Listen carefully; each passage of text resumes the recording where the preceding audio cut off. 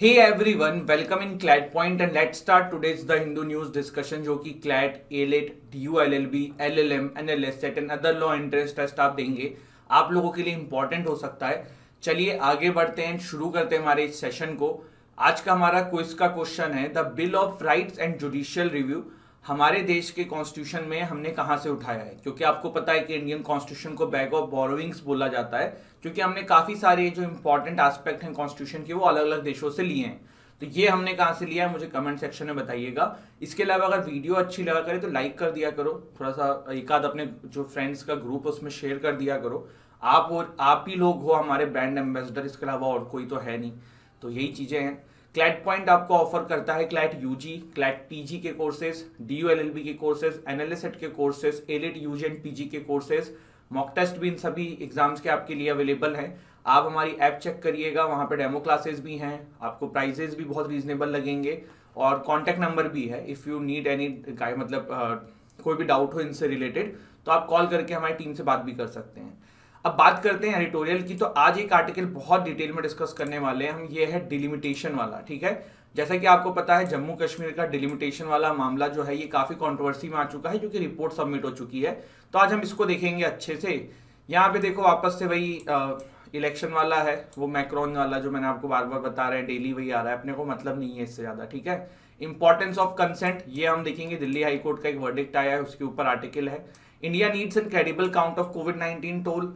तो ये हमने देखा हुआ है न्यूज में क्या मसला है। डब्ल्यूएचओ ने कहा कि भैया भारत ने जितना आंकड़ा बताया उस जो है एक्चुअल में डेथ हुई थी भारत के अंदर कोविड की, तो ये तो 10 गुना तो पता नहीं, लेकिन हाँ जो भारत सरकार के द्वारा 5.5 लाख बताई गई है, इससे ज्यादा उम्मीद है कि हो सकती है डेथ टोल कोविड की। अब वो कितनी है क्या है वो आपके एग्जाम के पर्सपेक्टिव से इंपॉर्टेंट नहीं है, तो कोई मतलब नहीं है। फ्राइडे में ना एक मुद्दे के ऊपर लोग अपने ओपिनियन रखते हैं कि आरबीआई ने जो भी रेपो रेट चेंज करी, जो मॉनेटरी पॉलिसी कमेटी बैठी थी, मैंने आपको मॉनेटरी पॉलिसी कमेटी के बारे में बता रखा है, ध्यान से पढ़ लेना। मॉनेटरी पॉलिसी कमेटी एक इंपॉर्टेंट एस्पेक्ट हो सकता है आपके एग्जाम्स के अंदर। ठीक है, और आई थिंक 3 से 4 दिन पहले के सेशन में ही था जिस दिन आरबीआई ने रेपो रेट चेंज करी थी। तो जिन्होंने नहीं देखा है वहां से देख लेना, वरना फिर किसी दिन रिवाइज करा देंगे उसे। ठीक है, चलिए। तो with delimitation over, look at the slate for JNK। अब हम आते हैं हमारे न्यूज के ऊपर एंड डिस्कस करते हैं, देखते हैं क्या हो रहा है और क्या है ये पूरा मसला। ठीक है, सबसे पहले देखो क्या हुआ है। जम्मू एंड कश्मीर के लिए डिलिमिटेशन कमीशन बैठाई गई थी। पर यहां पे मैं आऊं ना, इससे पहले थोड़ा सा आपको डिलिमिटेशन के बारे में बताना चाहता हूं। बहुत बेसिक से लेके हम चलेंगे इसे, और जिससे कि आपको समझने में थोड़ा सा आसान हो। तो डिलिमिटेशन बेसिकली मतलब होता है एक्ट ऑफ फिक्सिंग और रिड्रॉइंग द लिमिट्स और boundaries of territorial constituencies, assembly और Lok Sabha seat in a country or a province having a legislative body as per the election commission। ठीक है, इसका मेन एम क्या होता है कि aim is to have equal representation to the equal segment of the population. अब मैं आपको लेमन लैंग्वेज में यहाँ पे समझाऊं तो कहने का मतलब ये कि जो लोकसभा के इलेक्शंस होते हैं, लेजिस्लेटिव असेंबलीज के इलेक्शन होते हैं, वहां पे ना किसी को अनफेयर एडवांटेज ना मिले, इसीलिए कॉन्स्टिट्यूएंसीज को इस तरीके से मैनेज करना है कि हर कास्ट, हर तरीके के लोग उसमें रिप्रेजेंट हो पाए। ये बेसिक पर्पज है।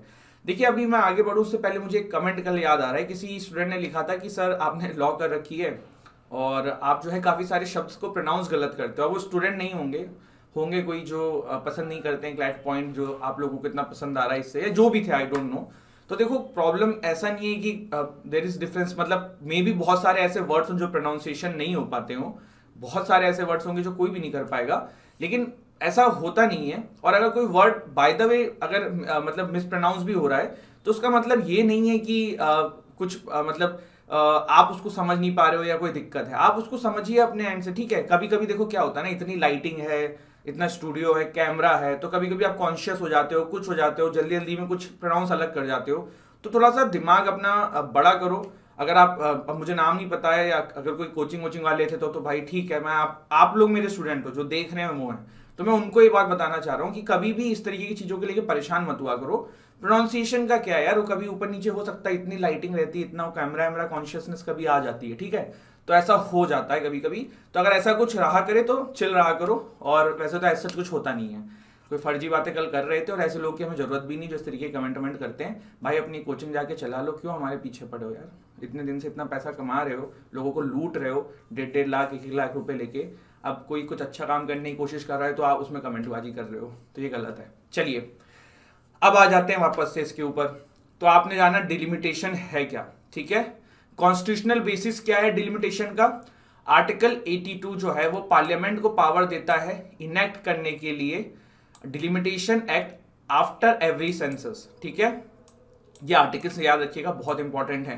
आर्टिकल 170 जो है, states also get divided into territorial constituencies as per the delimitation act after every census. तो ये बेसिक चीज जानी।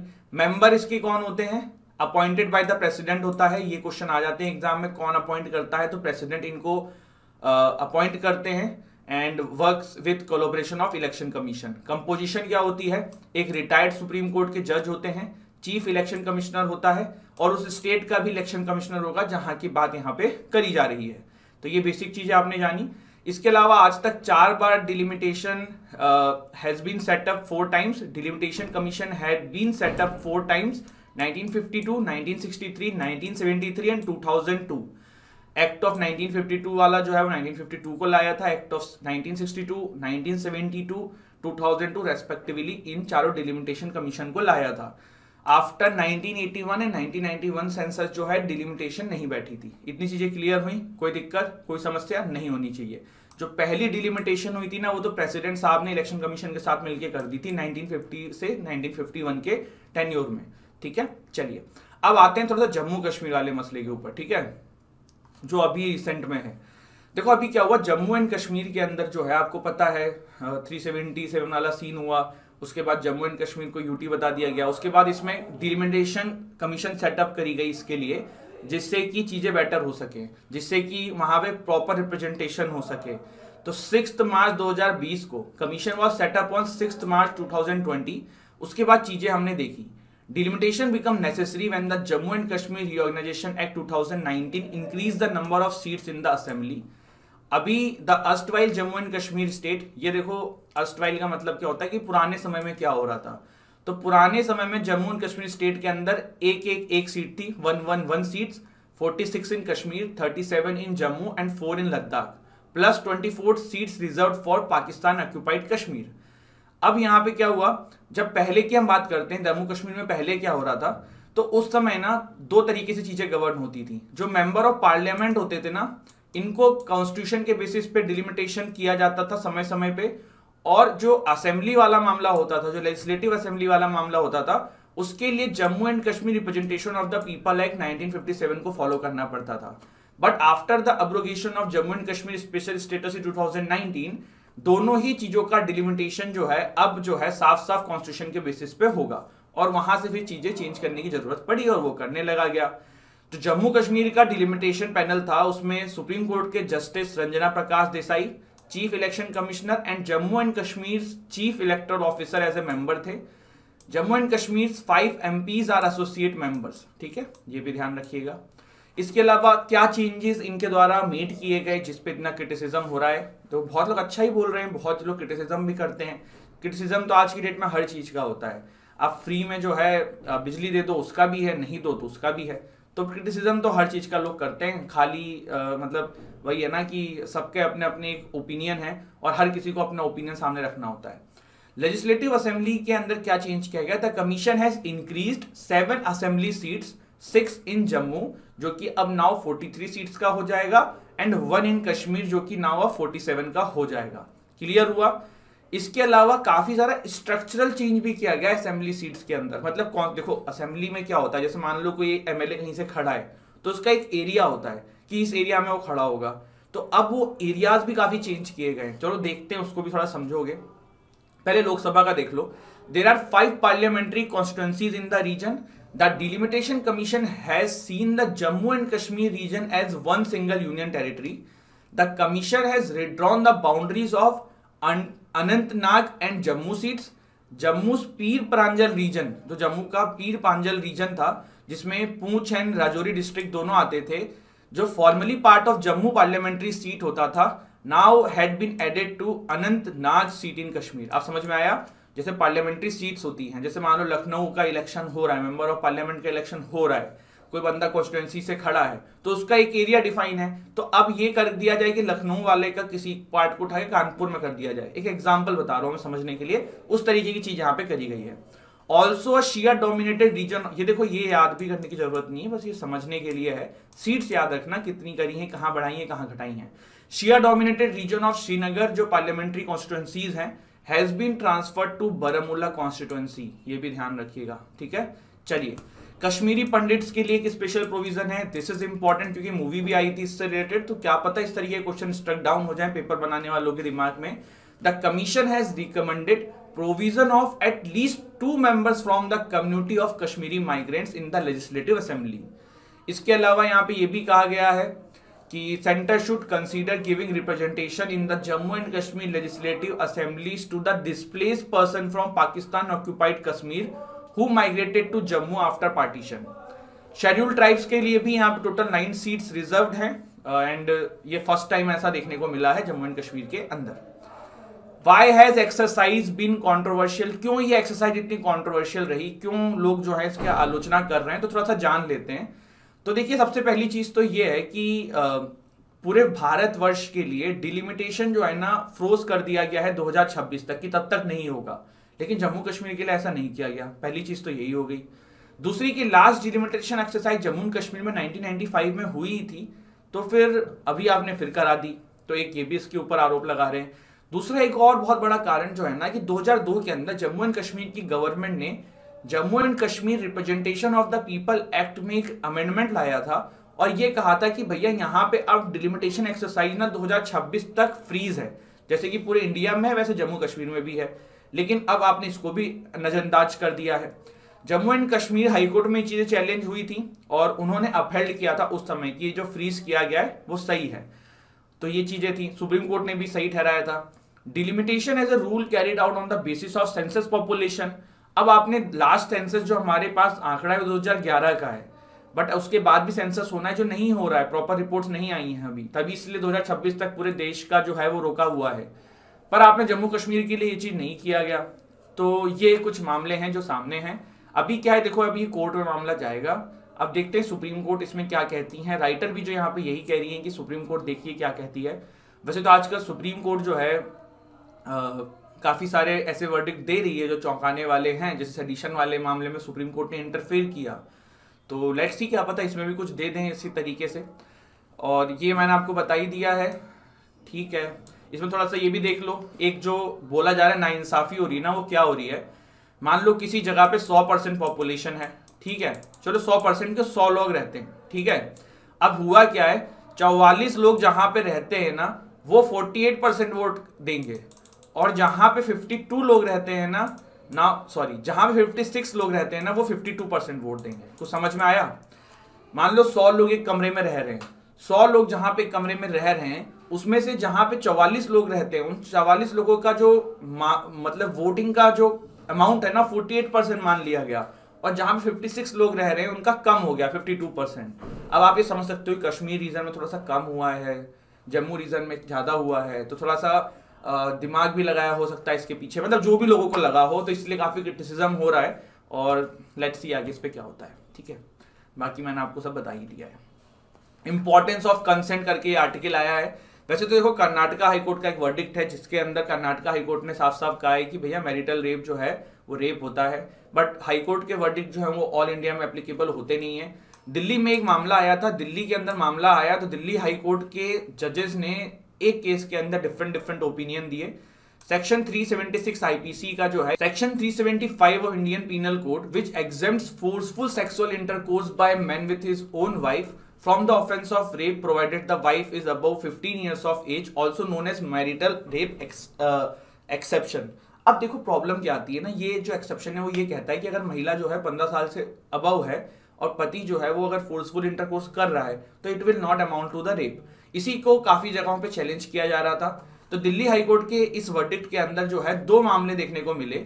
एक देखिए जस्टिस सी हरिशंकर जो हैं उन्होंने कहा कि ये जो एक्सेप्शन है डज नॉट वायलेट आर्टिकल 14, 19, 21। वहीं पे जो दूसरे जज हैं उन्होंने ये कहा कि नहीं भैया ये गलत है और ये वायलेट कर रहा है हमारे 14, 19, 21 को।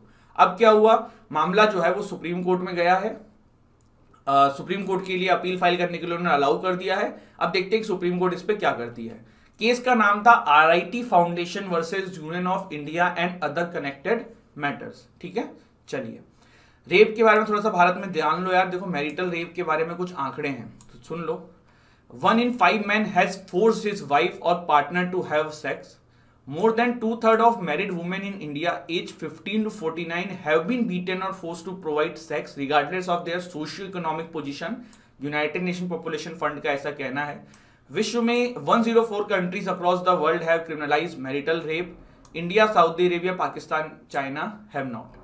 अब देखो यहाँ पे ना एक प्रॉब्लम जो है वो जेन्युइन है। प्रॉब्लम क्या है, देखो कभी भी कोई लॉ आता है ना उसके साथ प्रॉब्लम्स भी आती हैं। जैसे कि डोमेस्टिक वायलेंस एक्ट है 498A है, इसमें आप कोर्ट में चले जाओगे ना आपको पता चलेगा कि 50 से 55-60% इवन केसेस जो है ना फेक होते हैं। तो मैरिटल रेप जो है ना ये अच्छा कानून है, आना चाहिए, महिलाओं को ताकत देनी चाहिए, लेकिन साथ में ना कुछ इस तरीके का पुरुषों को भी प्रोटेक्शन मिलना चाहिए कि अगर ये लॉ का मिसयूज हो ना तो वो कुछ कर सके। अभी आप एम्बर हर्ड और जॉनी डेप का ही केस देख रहे होंगे। जब एम्बर हर्ड ने एक एडिटोरियल लिख दिया था वहाँ वॉशिंगटन पोस्ट में कोई न्यूज़पेपर था, जॉनी डेप को सारे कंपनीज से निकाल दिया गया, सारी मूवीज से निकाल दिया गया। इतनी successful franchise pirates of Caribbean वहां से निकाल दिया गया, और वो हॉलीवुड है। हम इंडिया की बात कर रहे हैं, यहाँ पे क्या होता है। मैं अपने एंड से देखो ना एक चीज ये करता हूँ, मैं जब भी आप लोग के साथ न्यूज डिस्कस करता हूँ तो जब भी कोई ऐसे आते हैं ना कि किसी एक्टर के ऊपर रेप का आरोप लगाए या सेक्सुअल हैरेसमेंट का आरोप लगाए, तो मैं उसको उतना ही बताता हूँ जितना न्यूज में लिखा है। बहुत सारे लोग ना जब उसको पढ़ते हैं तो इस तरीके से फील आने लग जाता है लोगों की, यार इसने किया है। जब तक कोई बंदा कन्विक्ट नहीं हो रहा है तब तक आप उसको क्यों बोल रहे हैं।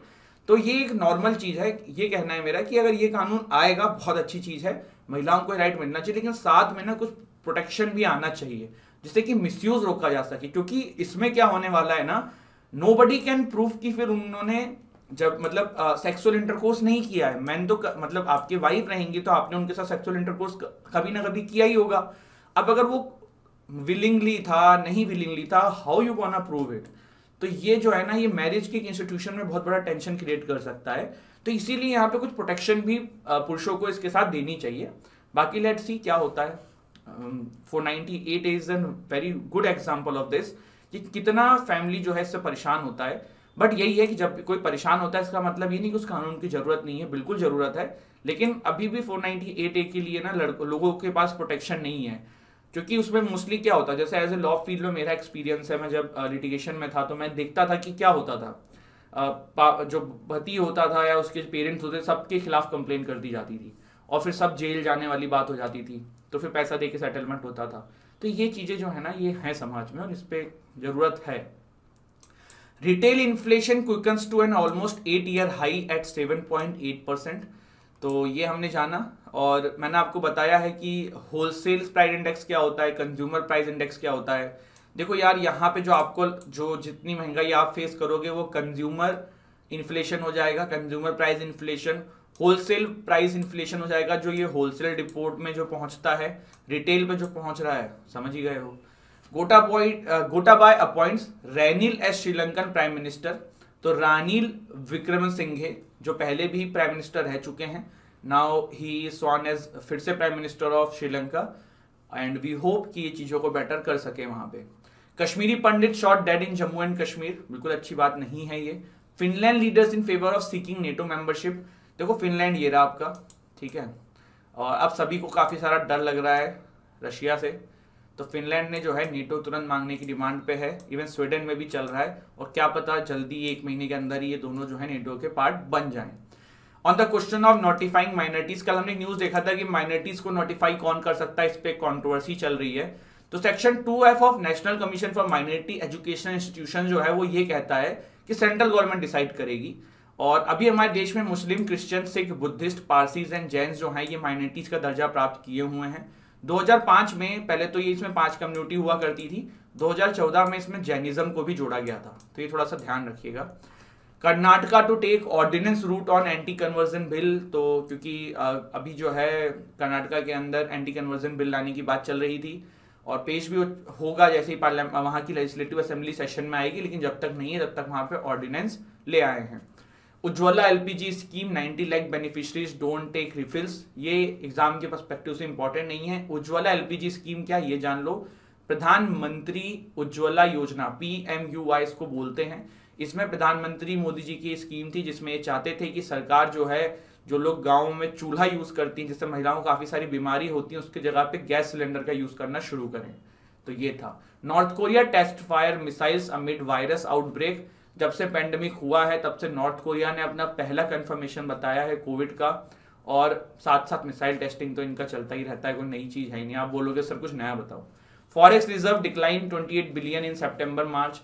तो फॉरेक्स रिजर्व किसी भी कंट्री का डिक्लाइन होता है तो अच्छी चीज होती नहीं है। क्या होता है फॉरेक्स रिजर्व? आप बाहर से सामान खरीदते हो, दूसरे कंट्री से सामान खरीदते हो, तो आपको डॉलर में खरीदना पड़ता है, और जब आपसे कोई खरीदता है तो आपको डॉलर देता है।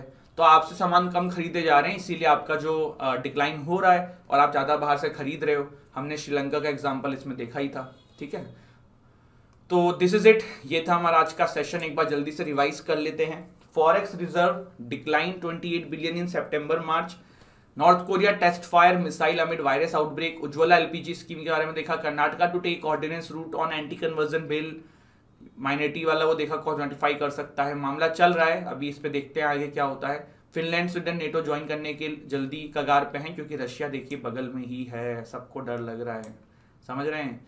Kashmiri Pandit shot dead in Jammu and Kashmir, militants ने किया है ऐसा, बिल्कुल अच्छा नहीं है। Gotabaya appoints Ranil Wickremesinghe as the prime minister. And फिर हमने थोड़ा सा न्यूज़ देखा, मैरिटल रेप के बारे में देखा। देन हमने यहाँ पे देखा क्या regarding some important delimitation commission, बहुत अच्छे से डिटेल में डिस्कस किया हमने, बहुत अच्छे से समझा, और पूरे नोट्स बना लेना यहाँ से, इससे बाहर कोई क्वेश्चन बनेगा नहीं। क्लैट पॉइंट आपको ऑफर करता है CLAT UG, CLAT PG, DU LLB, NLS at AILET UG and PG के courses. If you want you can enrol in it. Description में हमारे ऐप का लिंक है, इवन आप हमारी वेबसाइट भी विजिट कर सकते हो। तो thank you so much guys, हंसते रहिए, मुस्कुराते रहिए, पढ़ाई करते रहिए। मिलते हैं कल। जय हिंद, जय भारत।